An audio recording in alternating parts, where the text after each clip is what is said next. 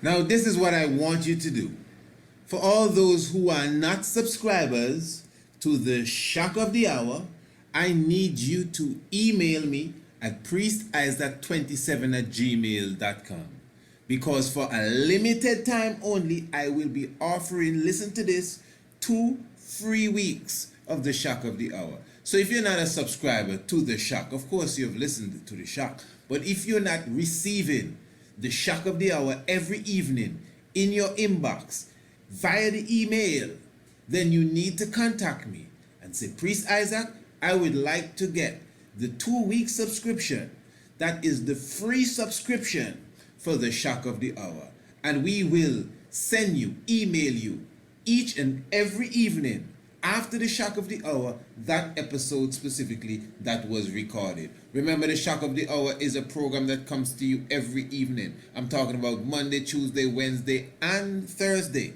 And of course, as I said, after the program, you get the recording of the program in your inbox, in your email the next day. That is the Shock of the Hour. And of course, it is a monthly subscription of only $50 United States currency. But I am offering you for a limited time 2 weeks subscription free of cost for the Shock of the Hour. And of course, after the 2 strongs or 2 weeks as they call it is expired, it is up to you if you'd like to continue with the Shock of the Hour subscription. So to get 2 whole strongs, 2 whole weeks specifically as they call it, of the Shock of the Hour free, no charge whatsoever, and you could full joy the nightly program that you ain't gonna hear on YouTube and you're not gonna get on Facebook, just definitely contact us, Priest Isaac, PRIESTISAAC 27@gmail.com. Blessed love. So who is this? This is King Akhenaten, aka Amenhotep IV. He was an ancient Egyptian pharaoh of the 18th dynasty who ruled for 17 years and disappeared perhaps in 1336 BC or 1334 BC.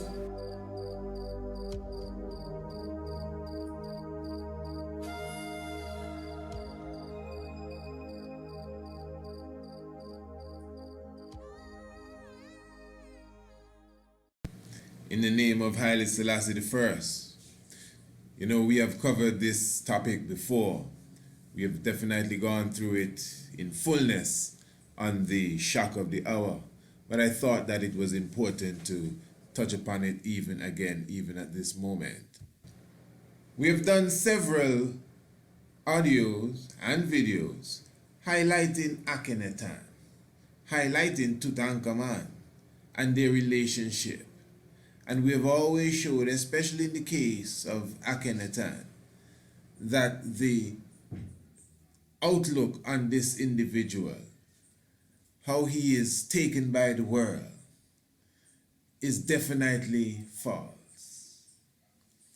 In fact, the whole concept of him changing the philosophy of Kemet and bringing it into a different structure, for example, putting away the god Amun and putting away the deity Sekhmet and putting away Ptah and putting away Kanu, Kepra, and Heru, and all the ancient concepts.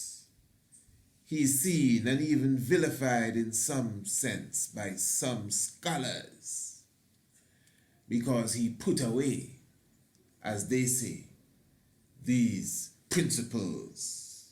Remember their principles. And then he created the one God concept. He's credited for that even before the biblical patriarchs. And then he brought forth Aten.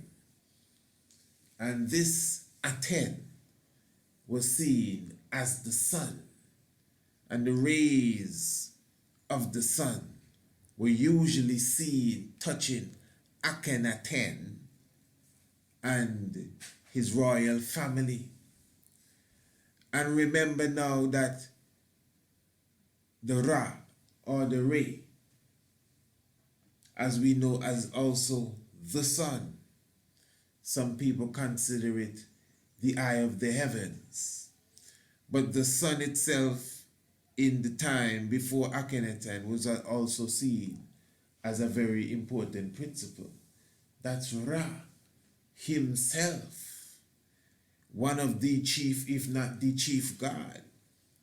So I am saying now that when we look at the story and the narrative, that at least what we know and what we can gather and what we understand, after Amenhotep the fourth came to the throne, he did away with the customs of his father Amenhotep the third and his grandfather Amenhotep the second and great-grandfather Amenhotep the first.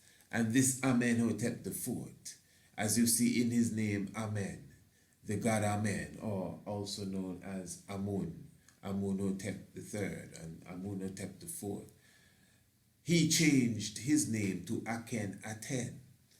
So now the god Amun, also seen as with the ram head and also seen human form as a gold figure, he was taken out of the picture, we are led to believe. And he specifically was replaced with Aten. They all were replaced. Ma'at, everybody were replaced with Aten.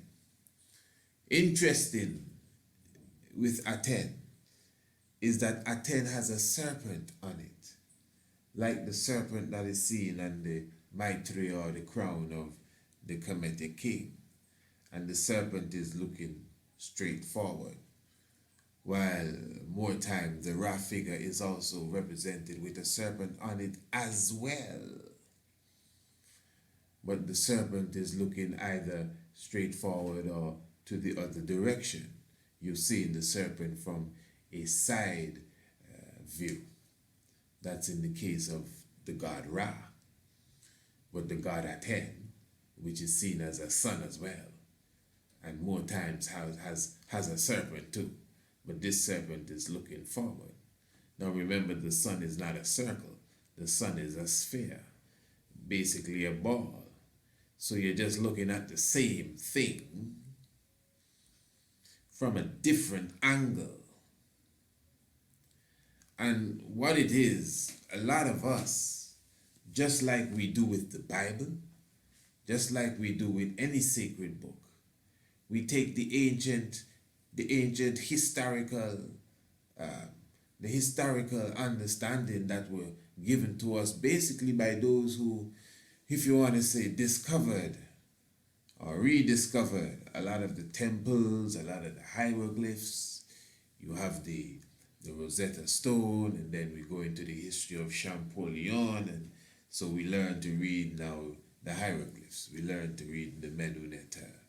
We learn to understand exactly what is the storyline, what was taking place, what he said, what's his name, and we're getting good at it now, so we can follow the story and look what happened here. Akhenaten, who was Amenhotep IV, broke away from the customs of his fathers. He even moved the capital and carried it to Tel El Amarna. He moved it from Thebes and created the city of Akhenaten, the city of the sun. Yeah, Aten. And there he began a totally different vibes. It was more on a spiritual level, you know, a more priestly sort of vibration, wherein they saw that his military powers and what he should have been putting forward was quite off balance. But anyway, this is why now when you look at the ruins, it is said that a lot of the statues of Akhenaten are damaged, and a lot of his name, where his name, pardon me, would have been, is chiseled out, and many different things. But you see, if you watched the documentary Samenkari, you'd have a good understanding again of how we deal with this level of science, which As I said, the documentary Semenkari is right on the YouTube. You could visit it, and we go into all of that in more depths, because it's a point I want to hit here, and I don't want to go off. But the point is, it's important to understand how it appears as if Akhenaten has been treated, you know, because his statue is broken off, and you see they damaged as much as they could, and they mash up the city. That was after, after his reign. Because remember, his supposed son now is Tutankhaten. That's his son. The great Tutankhamun is Tutankhaten. So Tutankhaten is the living image of Aten. And Aten is let's just say, the god of Akhenaten. You follow me? The one God of Akhenaten, who was once Amenhotep the fourth. And he changed his name to Akhenaten, moved the city when he became king, and put away all statues and everything, all the old-time vibes, and he brought in a one God concept of the Aten, the sun rays touching him and his family. Yeah. And then came Tutankhaten, which many consider to be his son. That's not necessarily so, but another time. And Tutankhaten now, the living image of Aten, became Tutankhamun. When did he become Tutankhamun, and why? Well, after the reign of Akhenaten,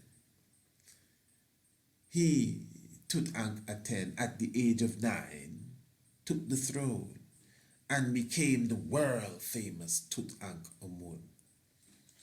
When we think of the fame again that covers Tutankhamun, it's interesting to understand how important the man Akhenaten, father or not, how important he was in the life of that most famous, a father figure for sure, if not father. And Tutankhamun now, at the age of 9, became king. And it is said that he died at the age of 19, ruled for about 10 years, you see. But listen. When he became king now, at the age of 9, it is said that, all the king's bodyguards, securities, and advisors, they all came in, and they began the whole project of breaking down the city of Akhenaten. This is where the majority of the statues were destroyed, and the names were chiseled out of certain records. And they moved the capital back to Thebes. There is where he got the name again, Tutankhamun, because they reinstated the concept of the god Amun.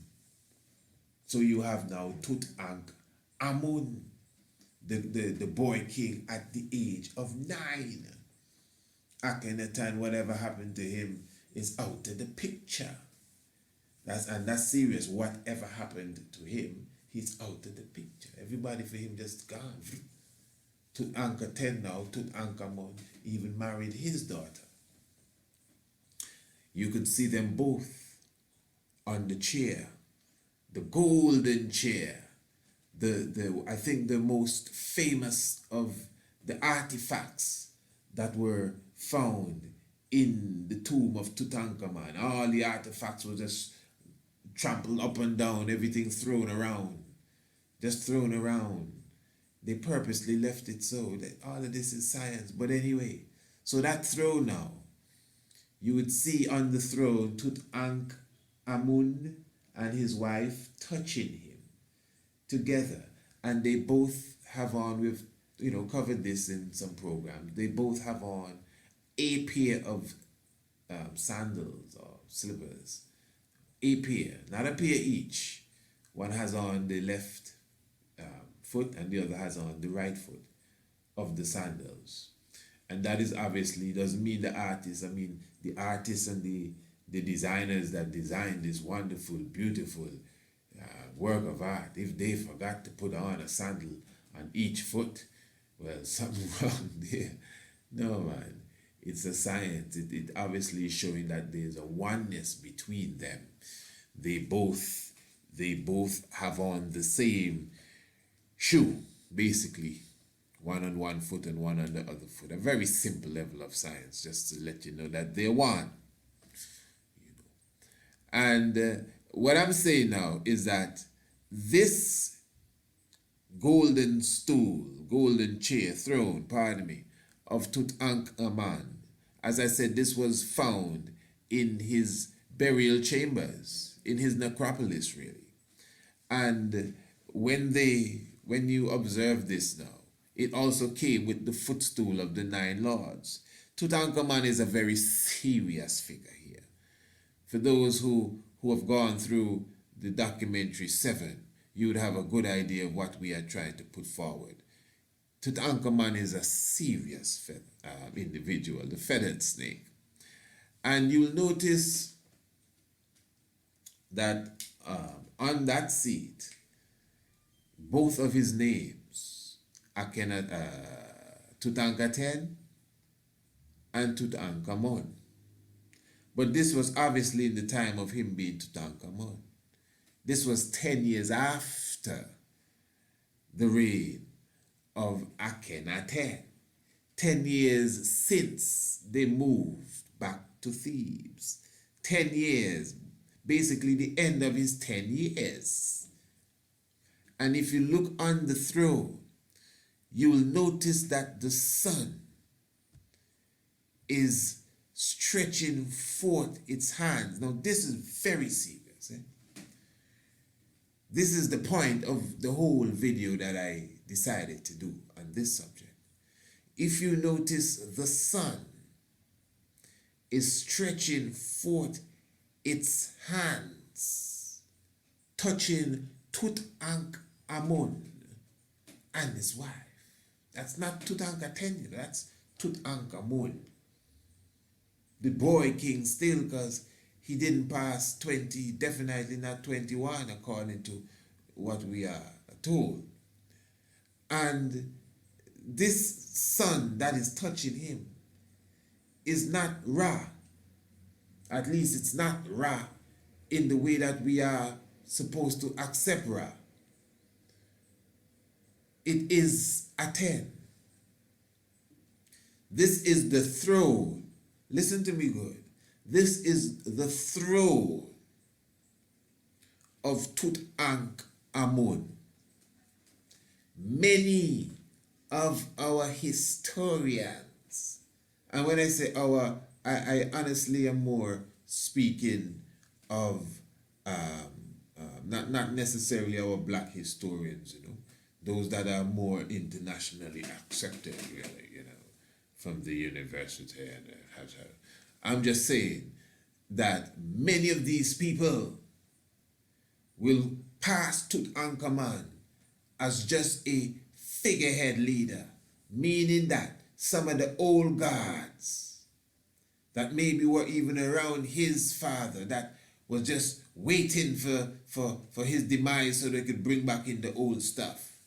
Many of them were ruling. They were the real powers, and Tutankhamun was just a figurehead.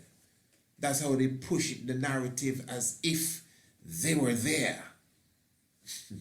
Yeah. Okay. Whoever was ruling, because these fellas now that you say were ruling, according to what we are to believe, they had a real hatred for Akhenaten. And that is why everything was destroyed. That is why the city was broken down. That is why statues were mashed up and you only find a few. Yeah, this is what we're told. But hey, everybody's statue mash up and you can only find a few. So who mash up the Sphinx? What does Sphinx do? Who mash up the Sphinx? Don't try to pin your destruction on nobody else, brother. We watching you good. I am saying, with all the hatred we have for Akhenaten, with all the hatred we have for his one God concept, and those of us who are students of this have the nerve to diss the God. I hear us all the time, even in simple speech. It's only a man like Akhenaten, well, he kind of went astray. He left the old concept that we were doing in ancient Kemet, but it's good that after him we put it back in order. Come on. Who told you that?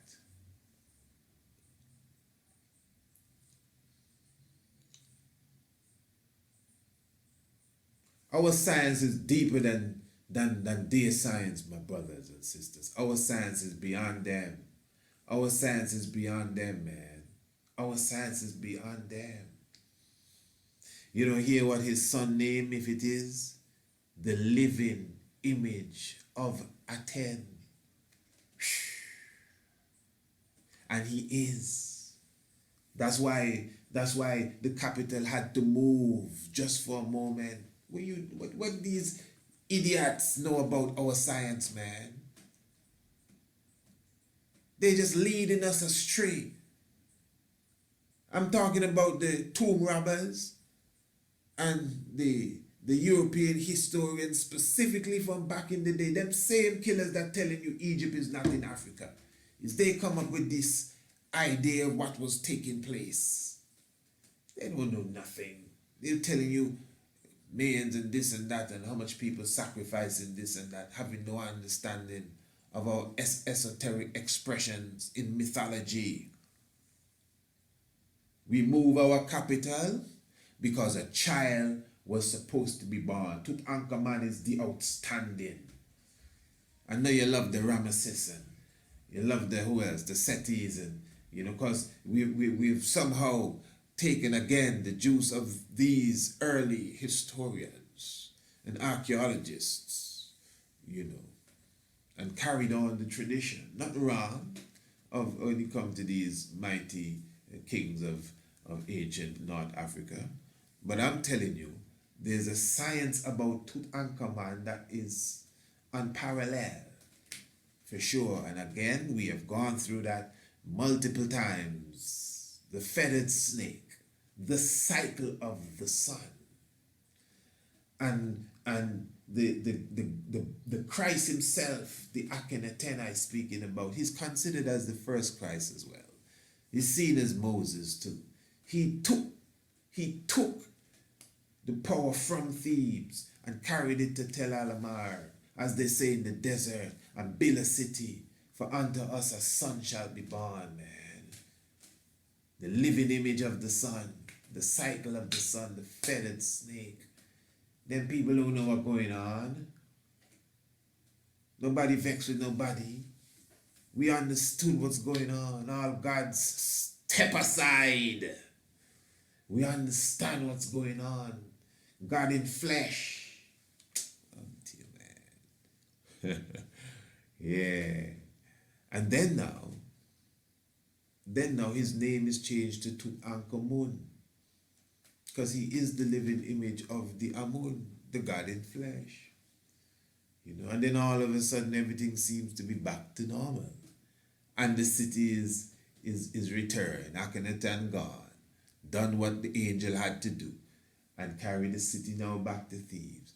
And those of us that looking from thousands of years in the future, looking at it like it's some sort of soap opera, like this is days of our lives. Brother, man, listen. All you have to do is look on the throne of Tutankhamun. On the throne of Tutankhamun, the Aten is touching Tutankhamun. That's the Aten. That's not Ra. Well, it's Ra, from a different angle, but from what we are taught, that's not Ra. That's Akhenaten's God. That's Akhenaten's God. What is Akhenaten's God doing on the throne, touching the king and his wife 10 years after he disappeared. In fact, to the point that this is inside of his burial chamber. And as I said, a person could argue that Tutankhamun had some soft spots for his daddy. But hey, according to, again, our teachings, he was a figurehead. He was a ceremonial king. He was too young. He was, yeah, man, like a boy. You know. It was generals that were ruling. Them is the man them that hate Akhenaten. You think that they would have keep up anything like that? Putting Aten? How dare you? Aten? After all these years, after what he carried us through, you bringing him and putting Aten on the throne and have Aten touching the king? And then the king now dies. The king is dead. The king is dead. And we still encouraging, because some people, historians say that a lot of these artifacts were built within 72 days, I think it was. Some historians would say that. You know. So the kingdom dead. You still putting Akhenaten's old god on the throne. It doesn't make sense for how we are to swallow what happened and who Akhenaten is. The traitor, as some would even call him. For us to swallow that whole Aten on the throne, touching the royal family, just like he touched Akhenaten's royal family 10 years after. Wow. On an artifact that is placed in the tomb of the dead. We don't know what was going on. We just misrepresenting the ancient history that has already happened. This was one harmonious, glorious event in history. The birth of Tutankhaten, the movement of the city and carrying it back, what appeared to be the vanquishing of all the gods, because we are now centralizing and understanding with what the one God vibes really is. And the same one God vibration in a man, the living image of the cycle of the sun, still returned the city up and brought forth all the deity again, including Aten. In fact, it's Aten, which is Ra, from a different angle. Watch the snake. Looking at you straight now, was touching him and his sister. Yeah. So, you know, my brothers and sisters, we need to go into ourselves. This is something that I pride myself on. I really do. Going into myself, try to cipher things out. You know, sometimes, I know it sounds like I'm mocking, but I always use the cliche. I'm not a follower, or there was no J in Hebrew, so Jesus never existed. Well, for sure, I ain't not on no Jesus train, but the point I was really making, or the point I always make when I say that, is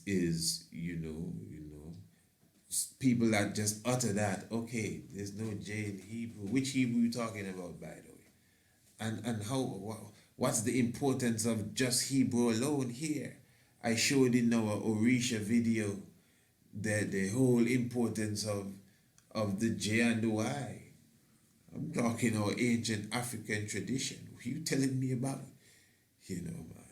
Where we use the word Jah and we use the word Yah, and they all have power. Look me up. But anyway, as I'm saying here now, is that we follow this sort of concept that was given to us in all these history books that I've been reading as it relates to Akhenaten. And we cannot prove that. But we just go along with it.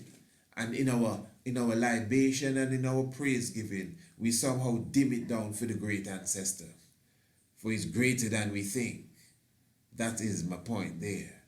And I don't think you can disagree, because for sure, there's no way on earth the Aten could make it on the throne after all of what Akhenaten carried them through and how we are supposed to believe he is seen in the eyes of his own people. It's all politics. Life giver, Selassie, Jah, Rastafari. So who is this?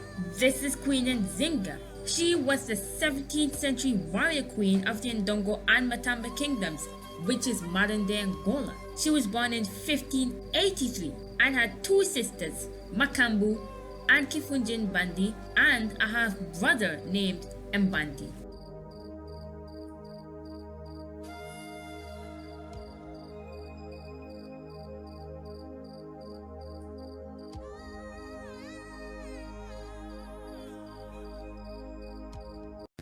Now, this is what I want you to do.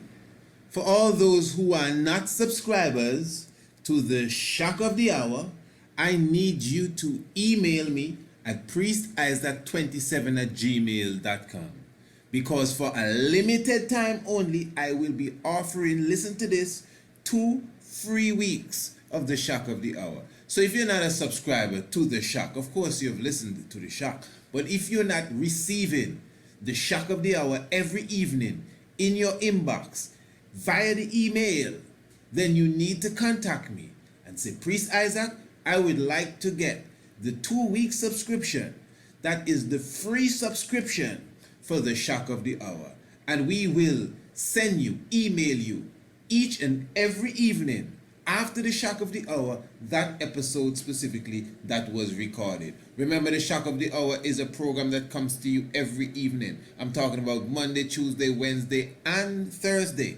And of course, as I said, after the program, you get the recording of the program in your inbox, in your email the next day. That is the Shock of the Hour. And of course, it is a monthly subscription of only $50 United States currency. But I am offering you for a limited time 2 weeks subscription, free of cost, for the Shock of the Hour. And of course, after the 2 strongs, or 2 weeks as they call it, is expired, it is up to you if you'd like to continue with the Shock of the Hour subscription. So, to get 2 whole strongs, 2 whole weeks specifically as they call it, of the Shock of the Hour free, no charge whatsoever, and you could full joy the nightly program that you ain't gonna hear on YouTube and you're not gonna get on Facebook, just definitely contact us. Priest Isaac, PRIESTISAAC 27@gmail.com.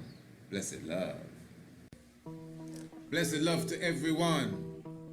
Let me ask you a question now. Do you have a copy of our digital electronic book, The True Biblical Land of Israel? Now, if you do not have a copy of The True Biblical Land of Israel, to get a copy of The True Biblical Land of Israel, all you have to do is email us, priestisaac27@gmail.com. This is the book that was once a theological paper. This is the book that we have issued the challenge on. That challenge being, if anyone can dispute and refute our facts, that according to the biblical description, the geography of the Bible, according to the information coming out of that specific book, the biblical land of Israel, again, described in the Bible, is Africa plus Arabia. And as I said, within the pages of the book, The True Biblical Land of Israel, we give the facts, we give all the references as it relates to the narrative of the Bible. And of course, we still bring in some archaeology and anthropology. But of course, the core of the discussion is coming from the scriptures. So this is why the book, The True Biblical Land of Israel, is not a book to try to validate the Bible. It is a book that proves that according to the Bible, whatever the origin is, or wherever it came from, or whoever originally wrote it, that's not the point. The point that according to this well-respected book, the Bible, the land of Israel is Africa plus Arabia. So as I said, our ebook, all you have to do is email us and we ship it to you through the email. You find it in your inbox right away. And of course, your payments can be made right away as well, as we utilize the PayPal, and the PayPal is the same as our email, priestisaac27@gmail.com. And let me just say as well, for a very limited time, and we'll tell you when the time has met its limit, we will be offering the book Anu, Ancient and Modern, with the biblical land of Israel. Listen to me good. So when you buy or purchase the biblical land of Israel, we would give you a free copy of the book Anu. Now the value of both is $20 each, United States currency. So you'll be literally getting a $40 value for just purchasing the biblical land of Israel. And the same goes for Anu. When you purchase the book Anu, Ancient and Modern, we will give you a free copy of the true biblical land of Israel. And listen to me, I'm not done yet. And when you purchase them both, you would get a free copy again. When you purchase them both now, you're buying the two of them, we give you a free copy of The Night of the Black Tiger, which is not a book, at least it's not in book form as yet, but it is our more recent DVD video documentary, The Night of the Black Tiger, the divinity of Marcus, Messiah God. And I can go on and on because, we have so many other things to offer. And the point really is, once you shop with us, we always have some gift to give you. That's really the point. So as I said, the true biblical land of Israel. As I said, this is the book that is the challenge that has gone out, where we have just one university at the moment that has even responded to the challenge. So that means that there must be something in the book that cannot be denied. You need to get your copy of the book. And as I said, payments can be made through the PayPal as well. So I'm looking forward to hearing from you. Blessed love.